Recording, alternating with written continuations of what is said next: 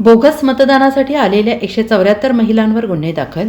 अंबरनाथमध्ये एका सभागृहात बोगस मतदानासाठी 200पेक्षा जास्त महिला आल्याचा आरोप काँग्रेस आणि भाजपाने केला होता. दरम्यान पोलिसांनी या सगळ्या महिलांना ताब्यात घेऊन त्यांची चौकशी केली. या प्रकरणी 174 महिलांवर अंबरनाथ पोलीस ठाण्यात गुन्हे दाखल करण्यात आल्याची माहिती मिळते, तर यातील काही मुली अल्पवयीन असल्याची माहिती समोर आली आहे. दरम्यान अंबरनाथ पोलिसांनी मतदानावर प्रभाव टाकण्यासाठी केलेली गर्दी, बोगस कागदपत्रांच्या आधारे मतदान करण्याची तयारी या कलमाअंतर्गत गुन्हे दाखल केले आहेत. दरम्यान या महिला भिवंडी येथील शांतीनगर परिसरातून बोगस मतदानासाठी आल्याची प्राथमिक माहिती समोर आली आहे.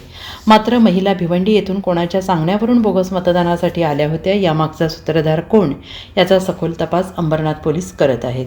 सर, 208 महिला बोगस मतदार सापडले आहेत. काय तुमची प्रतिक्रिया? 208 तर ह्या डिटेक्ट झालेल्या महिला आहेत, पण माझ्याकडे अशी माहिती सुमारे 2000 महिला अंबरनाथमध्ये बोगस वोटिंगसाठी आणलेल्या आहेत आणि मुंब्रा, भिवंडी, मालेगावपासून या महिला आणलेल्या आहेत आणि अशा महिलांचा वापर बोगस मतदानासाठी केला जातो.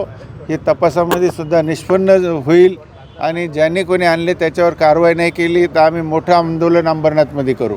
कोण करतोय हा? कोणावर थेट आरोप आहे तुमच्या? हा तपासाचा भाग आहे. पोलीस हे निष्पन्न करतील. पोलिसांवर आमचा खूप दांडगा विश्वास आहे. आमची माहिती अशी, आमचं मत असं आहे की पोलीस कधीही चुकीचे काही करत नाहीत आणि चुकीचं कुठल्याही प्रकारे चुकीचं असं कुठल्या माणसाला अडकवण्याचा प्रयत्न करत नाही. त्या तपासामध्ये जे निष्पन्न होईल ते आम्ही मान्य करू. कुठे होते हे लोक? एक कृष्णा मॅरेज हॉल पश्चिमेला चिंचपाडा आणि गोसगावच्या.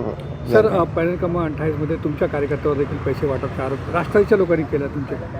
नाही, आरोप करणं वेगळी गोष्ट आहे. आता माझ्या खिशात समजा ₹1,00,000 आहेत तर मी काय वाटत सुटतो का?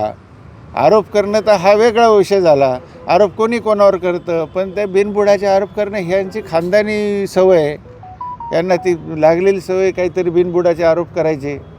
पण तुम्ही डिटेक्ट करा, त्याच्यामध्ये तपास बघा. तर माझ्याकडे पैसे खिशात पैसे म्हणून का मी काय पैसे वाटत सुटलो का? काय मतदानाचा काय कौल आहे?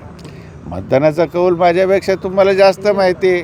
भारतीय जनता पक्ष ह्यावेळेस नगरपालिकेमध्ये बघा त्यांचा झेंडा कसा आमचा फडकतो हे आता उद्याच समजेल आपल्याला.